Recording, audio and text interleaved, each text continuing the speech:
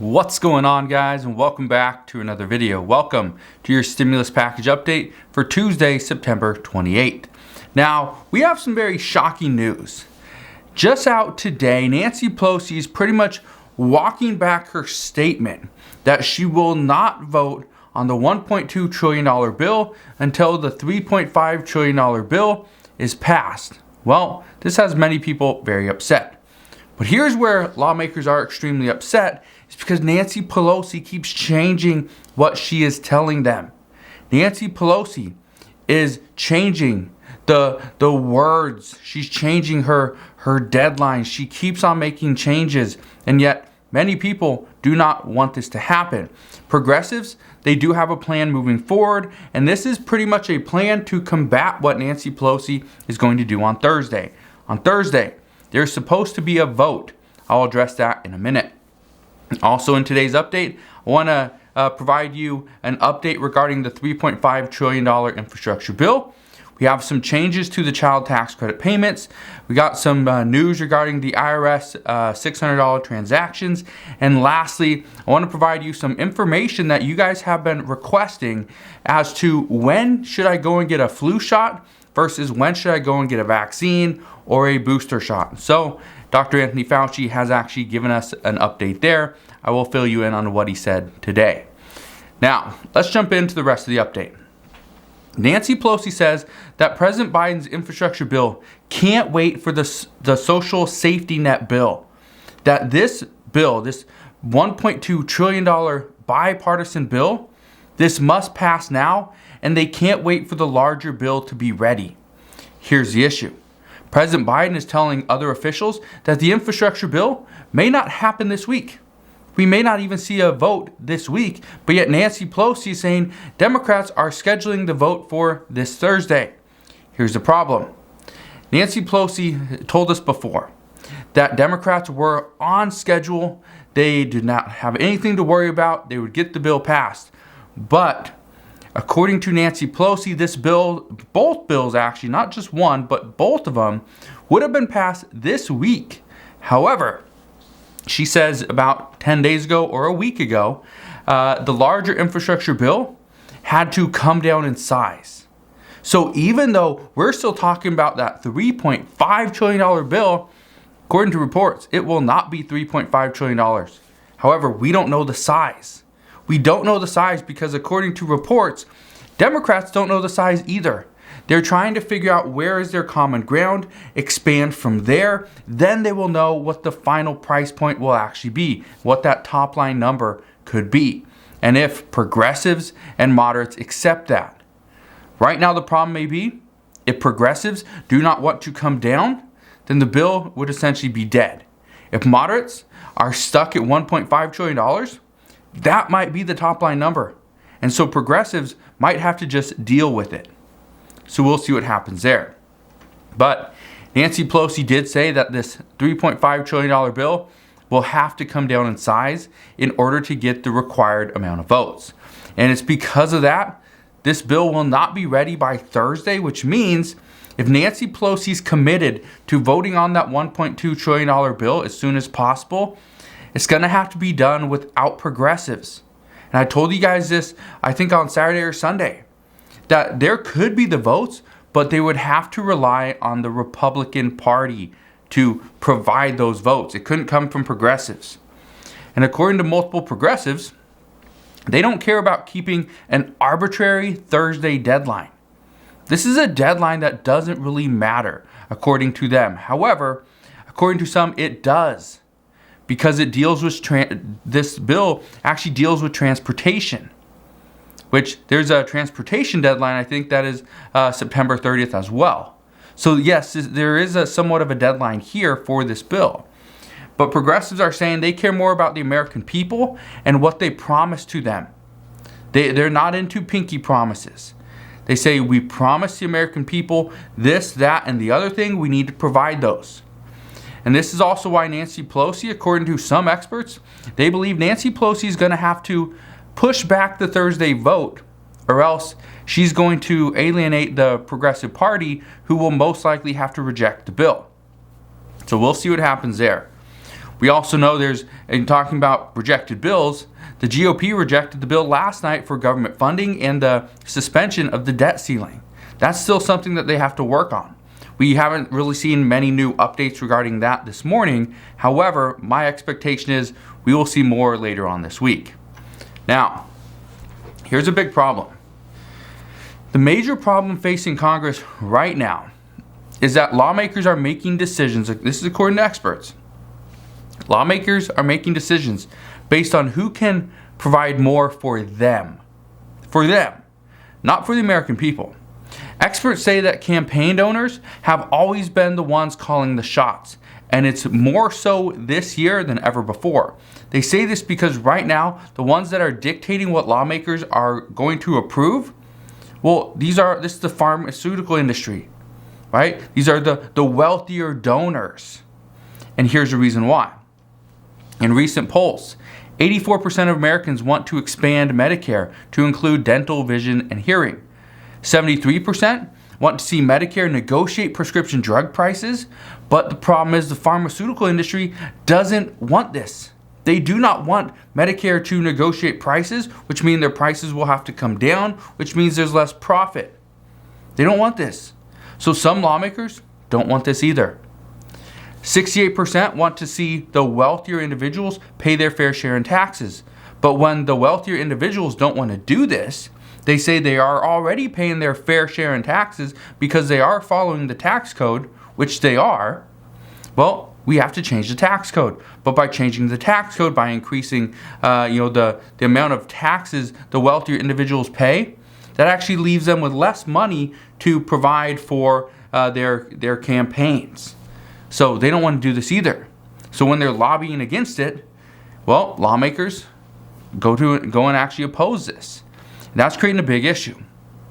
What I can tell you though is somebody's going to have to give. Somebody's going to have to give. Right now, Democrats are saying that the $3.5 trillion bill is fully funded. However, according to multiple reports, it is not fully funded. It would actually cost between $4 to $4.5 trillion. That's what it would cost, but they're only coming up with about $3 trillion worth of funding. So that's a big issue. Now, let's talk about one of the provisions within the $3.5 trillion bill, which could potentially see a cut. Just to give you an idea, this could potentially be cut in some way. But here's what's happening. Right now, the child tax credit payments, this is going to be changed. This is actually a good change for many people, but the child tax credit payments were for relatives of the child only. Relatives. You had to pretty much be blood related. A parent, a brother, a sister, a grandparent, an aunt, an uncle, somebody like that. You had to pretty much be blood in order to get the child tax credit payments. Here's the problem. Democrats over the past couple of days have been trying to rework this language.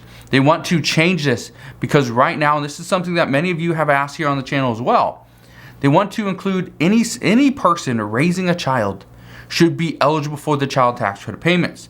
This means godparents would be eligible. Family friends who are helping raise a child not of their own would now be eligible. Any person raising a child would be eligible for the $3,000 or $3,600 child tax credit payments. So, when you are looking at this payment, okay, I just want to just break this down. Chances are we are going to see some people try to scam the system. Chances are we're going to see families that make over the limit, try to push off their children over to a different family that might be able to get this child tax credit payment. This is the worry. This is the worry that some are going to have, is that, yes, there could be people that try to scam the system. Hopefully that's not the case, but it's always the case. It always happens. It's just one bad apple will ruin the entire bunch. So we'll see what happens here, but this is going to be huge. And many people here in the community have asked about this in the past. And now we finally have an answer that yes, if you are raising a child, you will get the child tax credit payments.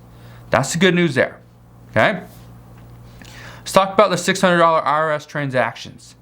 The IRS is planning to track, and this was the report, and this is what President Biden wanted, this is also what some lawmakers are still pushing for, that the IRS would track all bank transactions over $600.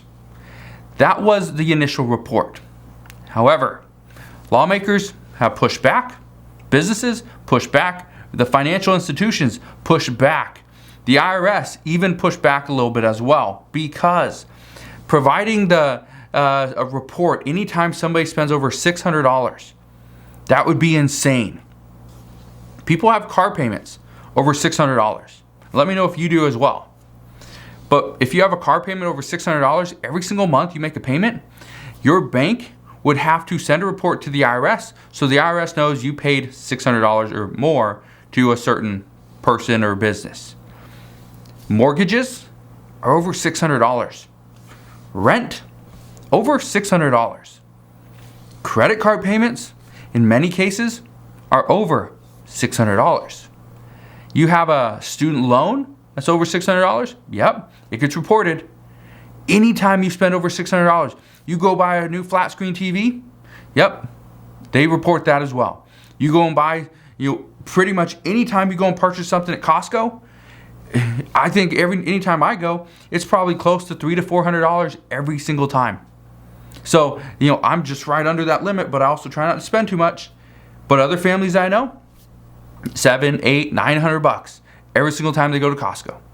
So every single Costco transaction, that bank has to report it. Well, this right now has been pushed back so much that they're actually going to raise this limit to $10,000. Okay, it's going to go to $10,000, which is going to be better. But again, this is still just the beginning. One thing I also want to address, okay? What we're hearing right now is, different apps, like there's different cash apps, but Venmo is a big one.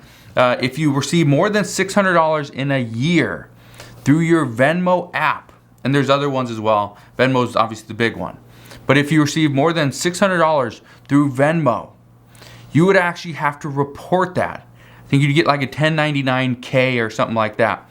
Now, the issue with this is I know a lot of people that are gonna provide money to this usually happens with a lot of my kids, but it's like we have family that's out of town, and I want to wish you a happy birthday, here's $50, right? And it goes to my wife's account or something. Here's a problem. If many people do that, if you use Venmo for bake sales and yard sales and all these different things, if it's over $600, you are most likely going to have to pay taxes on that. That's the issue. So right now, the IRS, the Biden administration, they're looking at multiple different ways to tax the American people. You know how President Biden said anybody making over $400,000 per year would be taxed more, anybody making less wouldn't? Well, it's looking like that was a lie, because it looks like, according to multiple reports, we will be taxed eventually, or they will have to come after us, because chances are we're going to get audited at some point. So it's not looking great, but that is what we know. Let's get into some COVID news for today. Actually, I have some good news here, and we actually got the news regarding the flu shot and vaccine or booster shots. So make sure you stay tuned for that. But in COVID news, in the United States, we're now seeing a 7-day average as far as our case counts. It's now under 120,000. That's good. We actually are seeing this drop in the last 1 week. It has dropped 19%. Again, that is good. And leading into the colder months, into the winter months, that's actually really good. Many experts were worried that case counts would slowly go up. They drop a little bit, and then as soon as the colder months come around, we see big spikes like we saw last year. As of right now, that's not the case. Hopefully it stays that way. One of the biggest questions, though, that I've been getting asked lately, and I want to address this, is how do you time your flu shot, your COVID vaccine, or a booster shot? How do you factor those in? Well, according to Dr. Anthony Fauci, he says whatever it takes to get both, do it. You should do it. He says if you get a flu shot in one arm, go and get the vaccine or the booster shot in the other. And if you have to do it on the same day, do it on the same day. If it's convenient and if it's easy, do it the same time. He says you will be perfectly fine. He says that there's nothing to be worried about getting both at the same time. You do not have to space them out. And that was the prediction, is that the flu shot or the vaccine should be done about 2 weeks prior to the other one. But according to Dr. Anthony Fauci, that's not the case. Now, let me just give you an idea based on me, okay? I have got the vaccine. I normally do get a flu shot, if I don't forget. Whenever I get the flu shot, and I haven't got it yet, the reason why I do not get the flu shot too early is because when I get the flu shot, I will have like a dry cough, probably for a few months, okay? And you know, I get a little sick or whatever for the first couple days every single year, okay? So I get a little sick the first couple days, and then I get a dry cough for 2 to 3 months. It's annoying, but it's there every single year. When I got my vaccine, okay, I had this dry cough for about 6 weeks. 6 weeks. It didn't put me down. I didn't feel anything else, but it was just like a flu shot.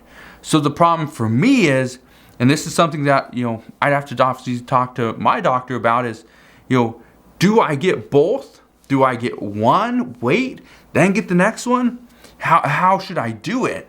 But again, that's just me. Every single person is going to be different, okay? So even though Dr. Anthony Fauci is saying, oh, go get both, you'll be perfectly fine, I'm just telling you from my standpoint, I don't think I'd be perfectly fine. I think it would hit me even harder than just one shot or the other. So for me, I don't know about doing both at the same time. But again, go and talk to your doctor. They were probably the best person to ask this advice. Now, when Dr. Anthony Fauci was asked if the North, okay, Northeast, whatever, Northwest, would see case counts in an increase like the South, Dr. Anthony Fauci said that the only way to prevent a spread of cases is to wear a mask, especially for children. Wear a mask, get a vaccine. The problem right now is children can just wear a mask. That's all they can do. They cannot go and get the vaccine yet. They aren't eligible for the vaccine. So he says everything must be done in order to prevent schools from shutting down, in order to keep children safe, because children are still vulnerable. So that's what we know right now. But as always, as I know more, I promise I'll fill you in on all the latest news and updates. Again, I just want to thank you guys for watching. Have a wonderful rest of your Tuesday. Consider subscribing. Go ahead and hit that like button if you enjoyed today's video, and I'll see you guys on the next one.